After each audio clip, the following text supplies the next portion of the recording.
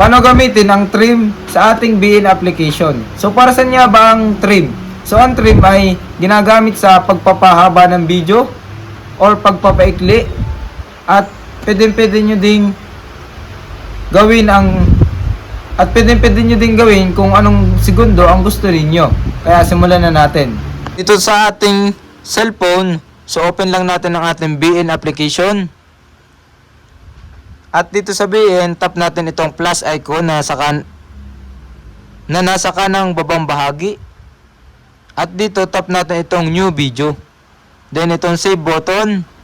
At dito mapupunta na kayo sa inyong files.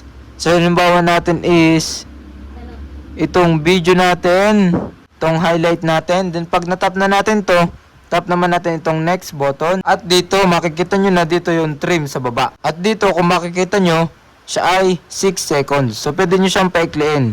Pwede nyo gawin 5 or 4 at 3. Yung bahala kung alin dyan ang kukunin yung pinakang footage ng video. Kung yung highlight bang shumot or yung naglalakad.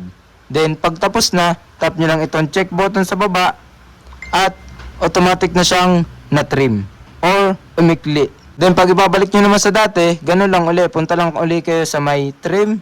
Then adjust nyo lang ito papunta sa right para maging 6 seconds uli ang inyong video. Then tap nyo lang uli itong check button.